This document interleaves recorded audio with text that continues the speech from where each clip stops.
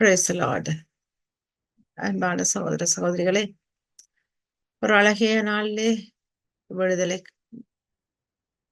சூரியன் வெளிச்சத்திலே நாங்கள் ஒரு புதிய நாளை கண்டு இப்பொழுது இன்றைய வாசகங்கள் எங்களுக்கு சொல்ல இருக்கும் ஒரு செய்திகளை தியானிப்பதற்காக நாங்கள் இங்கு வந்திருக்கிறோம். அன்பான தேவனே, உமது குழந்தைகள் உமது பேராலே நாங்கள் இந்த கூடியிருந்து உமது வார்த்தைகள் நமக்கு சொல்ல இருக்கிற அந்த செய்தியை நாங்கள் கேட்க நீர் கிருபை செய்ததற்காக உமக்கு நன்றி என்று சொல்லுகிறோம் ஆண்டவரே. இந்த அழகிய நாளை தந்த உமக்கு போற்றுகிறோம் ஆண்டவரே. கர்த்தாவே, நாங்கள் தியானிக்க இருக்கும் இந்த செலவழிக்க இருக்கும் இந்த சில மணி நேரங்களை உமது பாதத்தில் ஒப்புவிக்கிறோம். பரிசுத்தாவியானவரே, எங்களை வழி நடத்துங்க. எங்கள் உள்ளங்களிலே உமது வார்த்தையின் மூலமாக வாங்க ஆண்டவரே. எங்களுடன் கூட இருந்து இந்த ஒவ்வொரு வினாடியும் பரிசுத்தமாக அது கடந்து போக நீங்க தாமே கிருபை செய்ய வேண்டும் என்று கேட்கின்றோம். உமக்கு நன்றி இயேசுவே, நன்றி ஆண்டவரே. உம்மை போற்றுகிறோம், உம்மை துதிக்கிறோம். அமேன். அன்பான சகோதர சகோதரிகளே, இன்றைய ஒரு அழகான வாசகங்களோடு நாங்க இங்கே வந்திருக்கிறோம். நாங்க ஃபர்ஸ்ட் ரீடிங்க பார்க்கல, அது சலமோன் ஞான நூல்ல இருந்து எடுக்கப்பட்டது. அதிகாரம் 2ல இருந்து சில வசனங்கள் நாங்க தியானிக்க இருக்கிறோம். இந்த வாசகத்துல நீதிமான்களோட வாழ்க்கை அது எப்படி இருக்கும், அவர்களை எதிர்க்கும் அநியாயம் செய்பவர்களுடைய மனநிலை அது எப்படி இருக்கும். இதுதான் அழகாக இந்த வாசகங்கள்ல கூறப்பட்டிருக்கிறது. அதுல இந்த நீங்க பாத்தீங்கன்னு சொல்லி சொன்னா 2ஆம் அதிகாரம் 1ஆம் வசனத்துல எல்லாம் தவறா நீதிமான்களை தாக்க பதுங்கியிருப்போம், ஏனெனில் அவர்கள் நமக்கு தொல்லையாக இருக்கிறார்கள், நம்முடைய செயல்களை எதிர்க்கிறார்கள், திருச்சட்டத்துக்கு எதிரான பாவங்களுக்காக நம்மை கண்டிக்கிறார்கள். இவ்வாறு கணக்க அந்த அநியாயமானவர்களோட மனநில நீதிமான்களை குறிச்சு அவர்களுக்கு இருக்குது. இதைத்தான் நாங்க இன்றைக்கு தியானிக்க இருக்கிறோம். அவர்கள் எதிர்க்கிற அந்த அநியாயமானவர்களோட மனநிலை எப்படி இருக்க போகுது. நீதிமான்கள் இருப்பதே தீயவர்களுக்கு ஒரு தீய செயல்களை செய்யறாக்களுக்கு ஒரு சவால்.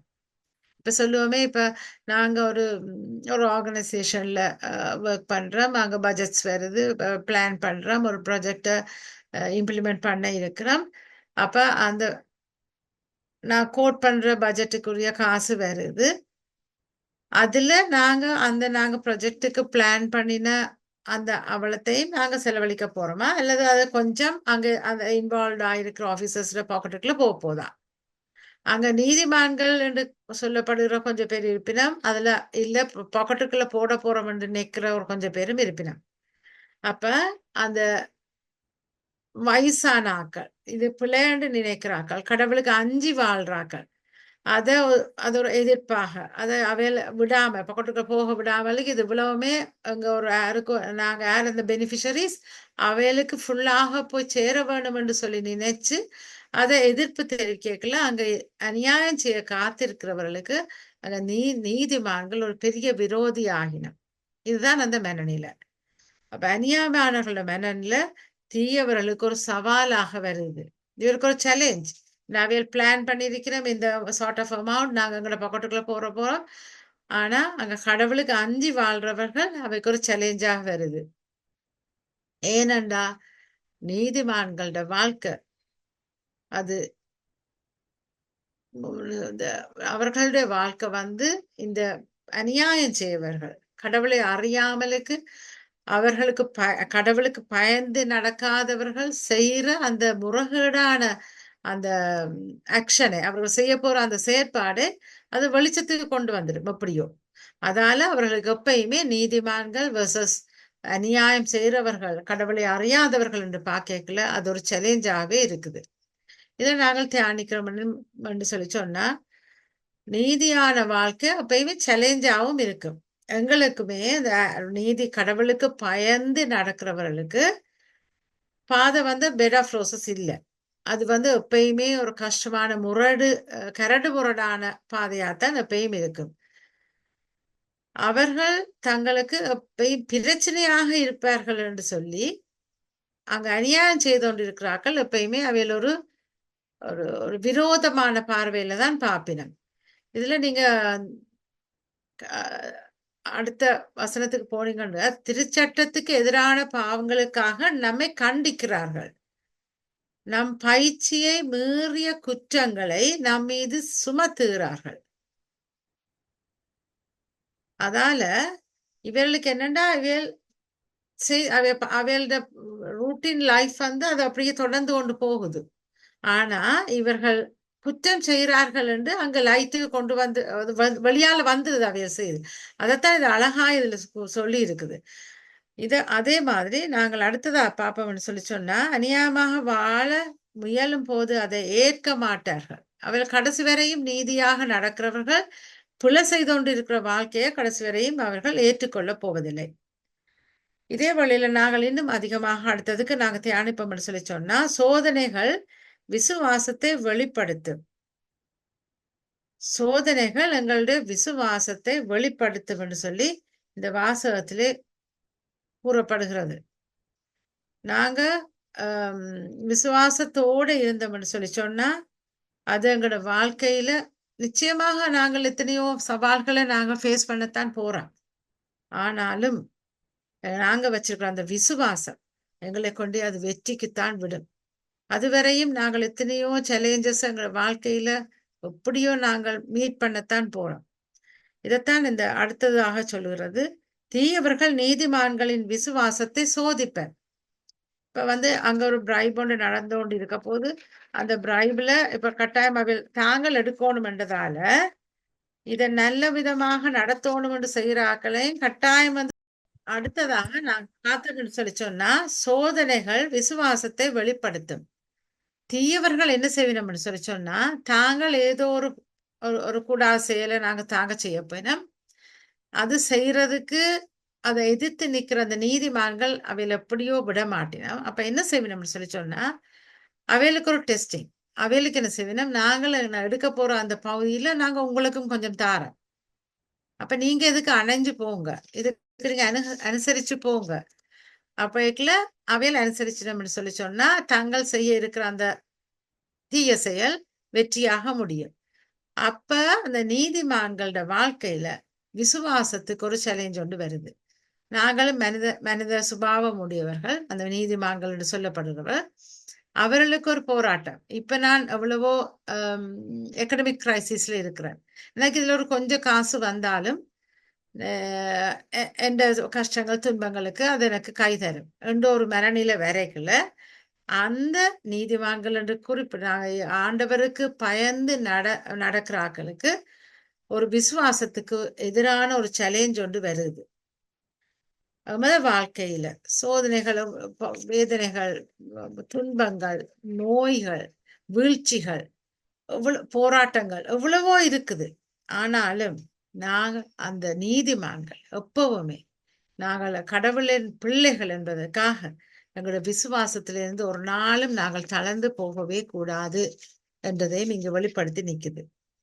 அடுத்ததாக நாங்கள் பார்த்தாலும் அதுலயும் உலக போக்கு என்று ஒன்று இருக்குது. அதுல கடவுளுடைய ஞானமும் வருது. உலக போக்கு என்று சொல்லிக்கொண்டு நாங்க போகல எத்தனையோ விதமான லக்ஸரியஸ் லைஃப் எங்களுக்கு இப்ப டெக்னாலஜியும் எல்லாமே நல்ல ஹையாக நிக்கல.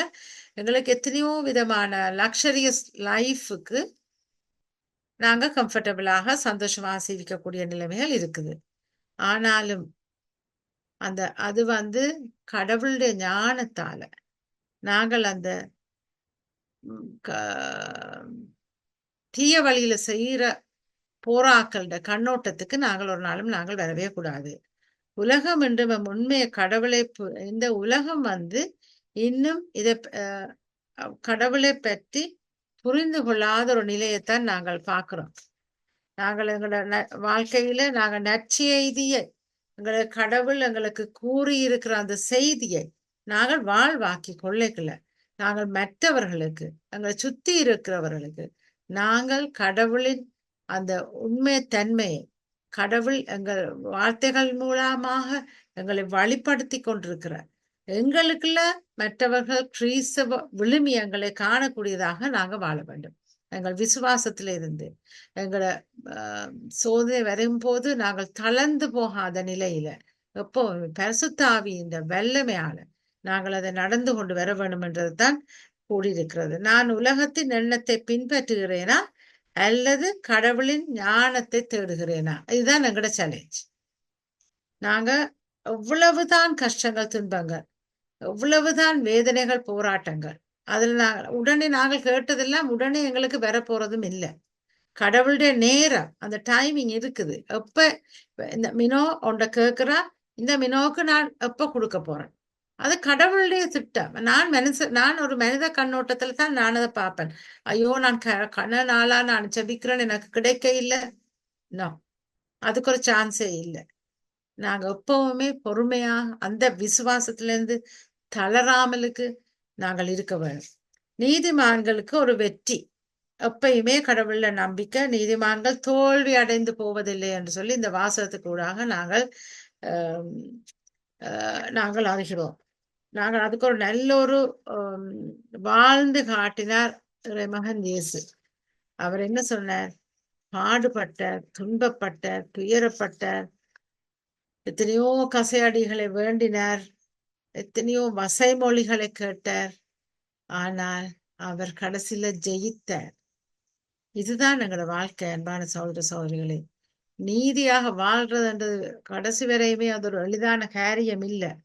ஆனால் அது கடவுளுக்கு நெருக்கமாக அழைக்கிற ஒரு பாதை என்றதை நாங்கள் உணர்ந்து கொள்ள வேண்டும். அது துன்பம் வந்தாலும் அது வீணாகாது. ஆழமான விசுவாசத்துக்கு அது எங்களுக்கு அழைத்து செல்லும். நீங்க சங்கீதத்தை ஒரு பேசுறக்கா சாம் ஒருக்கா போடுங்க. சங்கீதம் ஒரு பியூட்டிஃபுல். எனக்கு அந்த திருப்பி திருப்பி நான் அதை வாசிச்சேன். ஒரு அதுல 4-5 லைன்ஸ் தான். ஒரு உடைந்த உள்ளத்தார்க்கு ஆண்டவர் அருகில் இருக்கிறார். ஆண்டவரின் முகமோ தீமை செய்பவருக்கு எதிராக இருக்கிறது. அந்த இங்க நீதிமான்கள் அங்க தீமை செய்பவர்களுக்கு ஆண்டவர் எப்பயுமே ஒரு எதிரானவர் தான். அவர்களின் 16வது வசனத்தை பார்த்தீங்கன்னு சொல்லி சொன்னா, ஆண்டவரின் முகமோ தீமை செய்வோருக்கு எதிராக இருக்கிறது. அவர் அவர்களின் நினைவே உலகில் அற்று போவ செய்வார். நீதிமான் அடுத்தது, நீதிமான்கள் மன்றாடும் போது ஆண்டவர் செவி சாய்க்கிறார், அவர்களை அனைத்து இடுக்கண்ணிலிருந்து விடுவிக்கிறார். நீதிமான்களா கடவுளுக்கு பயந்த பிள்ளைகளாக கடவுள் இந்த சித்திரத்துக்கு ஏற்ற வாழ்க்கையை வாழ வைக்கல. கடவுள் எவ்வாறு அவர் நீதிமான்களை நேசிக்கிறார் என்றும் சொல்லப்படுகிறது. அடுத்த வசனம் போங்க. அவர் 17th 18th நேர்மையான 19th எல்லாம் 18th 19th எல்லாம் அந்த அடுத்த வசனங்கள் எல்லாமே உடைந்த உள்ளத்தார்க்கு ஆண்டவர் அருகில் இருக்கிறார், நைந்த நெஞ்சத்தாரை அவர் காப்பாற்றுகிறார், நேர்மையாளருக்கு நேரிடும்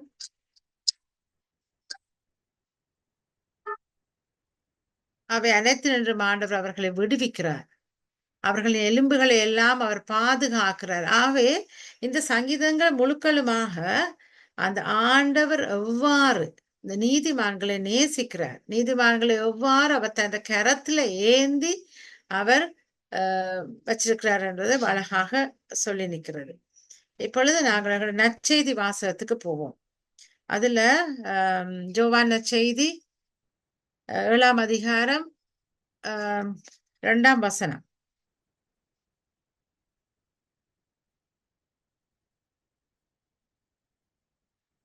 யூதர்களின் கூடார விழா அண்மையில் நிகழ்ந்திருந்தது. தாம் சகோதரர்கள் விருதாக போன பின்பு இயேசு சென்றால், ஆனால் அவர் வெளிப்படையாக அன்றி மறைவாக சென்றார்.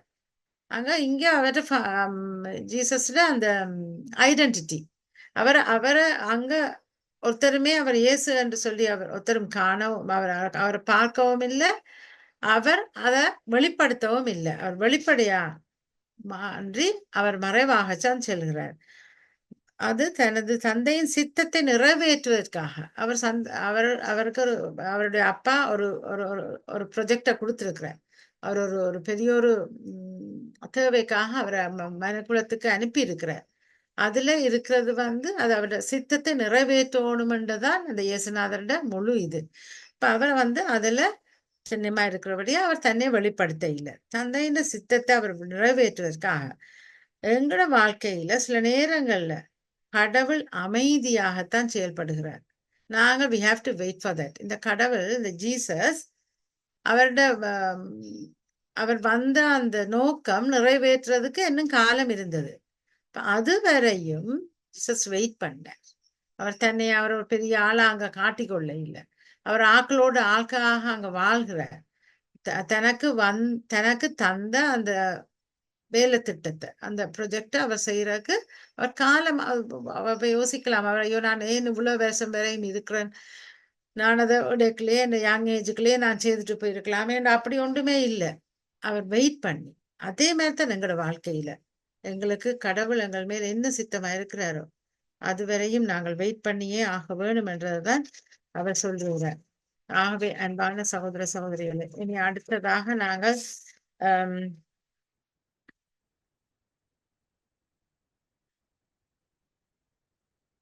அடுத்ததாக மனித தீர்ப்பின் வரம்பல் இவற்றில் கிறிஸ்துவென்று, ஆனால் அவரை வெளிப்புற மனித அறிவால் மட்டும் மதிப்பிடுறார்கள். இங்க அவர்கள் கேட்கிதம் எங்கிருந்து மெஸ்ஸியா எங்கிருந்து வருவார் என்பது யாருக்கும் தெரியாமல் இருக்கிறதாங்க. ஆகவே நான் உண்மையை அறிய முனைகிறேன், ஆனால் விரைவாக தீர்ப்பை நாங்கள் எடுக்கிறோமா? நான் இந்த நாட்கள்ல நாங்க இறைவனுடைய சித்தத்தை ஏற்று நிற்கிறோம், ஆனால் அதை நாங்கள் எவ்வாறு தீர்ப்பிடுகிறோம்? எங்களே அந்த வெளிவேடத்தை கண்டு போட்டு உடனே தீர்ப்பிடுறாக்கள் எங்களோட உலகத்துல இருக்கிற நான் ஒரு எக்ஸாம்பிள சொல்லி போட்டு நான் அதை முடிக்கிறேன். நான் ஒரு நாள் தூர பயணம் போனான் 2 டேஸுக்கு. அப்ப நான் ஒரு சண்டே அங்க இருந்து நான் போன இடத்துல இருந்து நான் நல்ல ஒரு சண்டே மாஸ் பார்த்துட்டு நான் டிராவல் பண்றேன் வவுனியாவுக்கு வரைக்குள்ள ஈவினிங் ஆச்சுது. சரியான டயர்ட். அந்த மாதிரி 1/2 hour 45 minutesல எங்களோட சர்ச்சுக்கு பக்கத்துல இருக்கிற சர்ச்சில் ஒரு மாசம் அன்றைக்கு ஃபிளாக் ஹோய்ஸ் பண்ற நல்ல ஒரு சர்வீஸ் ஒன்று நடக்க போகுது. இப்ப என் மனசுக்குள்ள ரெண்டு விதமா ஓடுது. ஒன்று சொல்லுது, நீ காலமா சண்டே மாஸ் பார்த்துட்டா தானே ரெஸ்ட் பண்ணலாம், உண்மையா டயர்ட், எனக்கு ரெஸ்ட் பண்ணவும் வேணும் போலையும் இருக்குது. அப்ப டக்குன்னு சொல்லுது எந்த மனம் இல்லை, அது சண்டே மாஸ், இது இன்னொரு special mass, I have to go. அப்ப தென் அகெயின் பாக்குறேன், எனக்கு இந்த கார்டன் நான் சரியாக மெயின்டைன் பண்றேன்னா 2 நாளா தண்ணி இல்லை, எல்லாம் வாடி போய் இருக்குது. நான் காலமா மாஸ் கண்டுட்டேன் தானே, இதுல இருந்து நான் இப்ப தண்ணி ஊத்தலாம் இல்ல, அது பிறகு மாசால இந்த சர்வீஸுக்கு போயிட்டு ஊத்தலாம். அப்ப அதையும் தாண்டிட்டேன். பிறகு நான் யோசிக்கிறேன், இப்ப எனக்கு இதுக்குள்ள போய் நின்று செய்யுது அங்க நிக்கிறக்கு ஆசை இருக்குமோ தெரியாது. அந்த சர்ச்ல பெருசாச்சு ஆசை இல்லை, ஏன் நான் அதுல போய் கஷ்டப்படணும் அப்படின்னு யோசிக்கணும். இல்லை, நான் போத்தான் வேணும். இவ்வளவு போராட்டங்களோட நான் டக்குன்னு ரிஃப்ரெஷ் ஆகி ட்ரெஸ் பண்ணி கொண்டு போறேன். எங்கட கோயில் எங்க வீட்டுல இருந்து அந்த சர்ச் ஒரு 100 meters 200 மீட்டர்ஸும் இல்லை. எனக்கு அப்பயும் மாசப்பையும் தொடங்கிக்கல நான் சர்ச்சுக்குள்ள இருக்கணும், பிந்தி போறதெல்லாம் எனக்கு சரி வராது. அப்ப நான் ஓடி ஓடி போறேன். அப்ப என்னைய தாண்டி இந்த சர்ச் ஃப்ரெண்ட்ஸ் கண்டு போட்டு பாருங்க, பக்கத்துல இருந்து கொண்டு இவ சர்ச்சுக்கு போற டைம் பாருங்க கொண்டு சிரிச்சு கொண்டு போயினோம். அப்ப ஆனா அதுக்கு முதல் நான் என்ன செனாரியோல நான் டிசிஷன் எடுத்து இல்ல சர்ச்சுக்கு தான் வரணும்னு நான் செய்தது அவைக்கு தெரியாது. வெளியால நாங்க பார்த்தோன்னையும் நாங்கள் டக்குன்னு ஒரு கணிப்பீடு போட்டுறோம். எங்கட வாழ்க்கையில எப்பவுமே நாங்க இறைவ ஞானத்தை பெற்று அந்த அறிவுல நாங்கள் வாழ்றதுக்கு எப்பயும் நாங்க முயற்சிக்க வேண்டும். இப்பொழுது நாங்கள் ஆண்டவரை நோக்கி ஜெபிப்போம். நன்றி இயேசுவே, நன்றி ஆண்டவரே, இந்த சில மணி துளிகளை நீங்கள் எங்களை தந்ததுக்காக உமக்கு நன்றி என்று சொல்லுகிறோம். ஆண்டவரே, நாங்கள் எப்போதும் வாழ்க்கையிலே விசுவாசத்தை விட்டு தளராதவர்களாக, ஆண்டவரே, நாங்கள் நீதிமணி எங்களை படைத்த உண்மையான இறைவன் எங்களை குழந்தையாக ஏற்றுக்கொண்டு திருமுழுக்கு மூலமாக உமது குடும்பத்தில் எங்களை உறுப்பினராக எடுத்துக்கொண்ட இயேசுவை உம்மை துதிக்கிறோம்.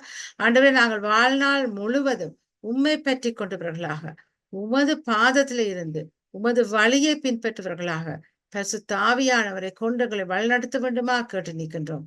நன்றி இயேசுவே, நன்றி ஆண்டவரே, உம்மை போற்றுகிறோம், உம்மை துதிக்கிறோம், உமக்கு நன்றி செலுத்துகிறோம். ஆமென்.